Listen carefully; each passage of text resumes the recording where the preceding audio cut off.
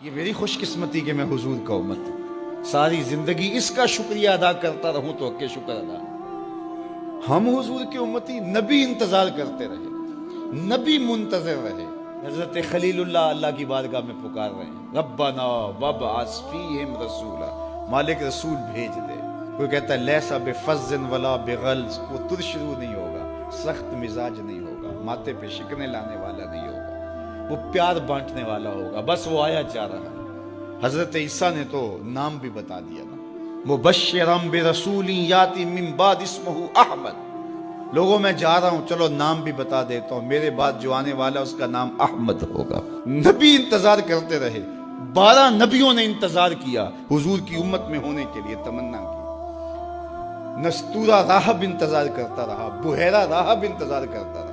شب ہجر کی سختیاں کوئی اس سے جا کے پوچھے، تیری راہ تکتے تکتے جسے صبح ہو گئی۔ زندگیاں گزار دی انہوں نے، سلمان فارسی کی کہانی سن لو، مجوسی کے بیٹے تھے، حق کی طلب میں نکلے، باپ نے گھر سے نکال دیا، ایک پادری کے پاس جا کے رکے، زندگی بھر اس کی نوکری کی۔ جب اس کا آخری وقت آیا، اس نے کہا میری تدفین کے بعد غموریا چلے جانا، وہاں کا پادری خدا رسیدہ ہے، تجھے اس سے کچھ مل جائے گا۔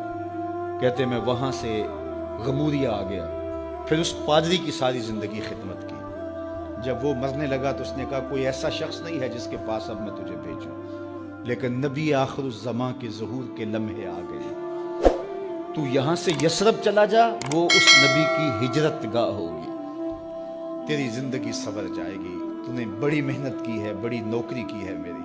کہتے میں نے اس کو کہا کہیں ایسا نہ ہو میں دھوکہ کھا جو مجھے کوئی نشانی بتا دے۔ اس نے کہا 3 نشانیاں، ایک صدقہ نہیں لے گا، دوسرا ہدیہ رد نہیں کرے گا، تیسرا 2 کندھوں کے درمیان مہر نبوت ہو۔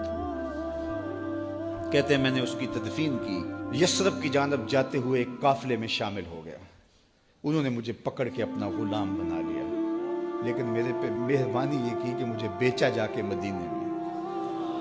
ایک یہودی نے مجھے خرید لیا، میں اس کے باغ میں گوڈی کرتا تھا، کام کرتا تھا، کھجوریں توڑتا تھا، لیکن میں انتظار میں تھا کہ کبھی وہ نبی آخر الزماں آئے تو مجھے دید ہو، کبھی عرش پر، کبھی فرش پر، کبھی ان کے در، کبھی در بدر۔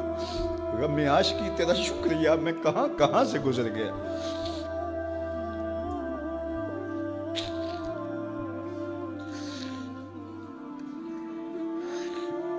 کہتے ہیں ایک دن میں اپنے باغ میں کھجوریں توڑ رہا تھا کہ ہواؤں میں مستی پیدا ہو گئی اور ہر سمت سے طلع البدر علینا کی صدائیں گونجنے لگی۔ میں سمجھ گیا کہ وہ لمحے آ گئے، میں نے چھلانگ لگا دی اور دوڑ پڑا۔ میرے آقا نے سمجھا شاید غلام بھاگ گیا، اس نے دوڑ کے مجھے پکڑ لیا۔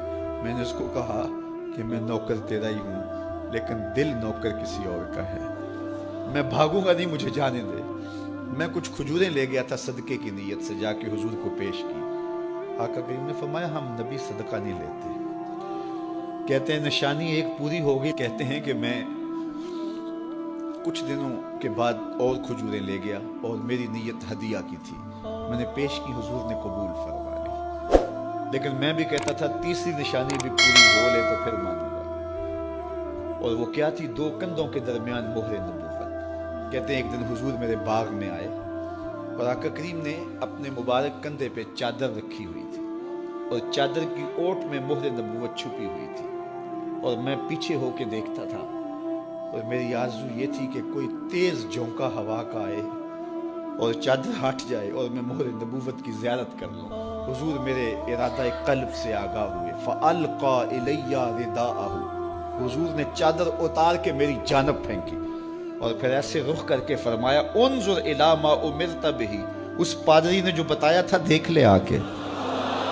تو کہا میں نے دیکھا کہ حضور کے کندھوں کے درمیان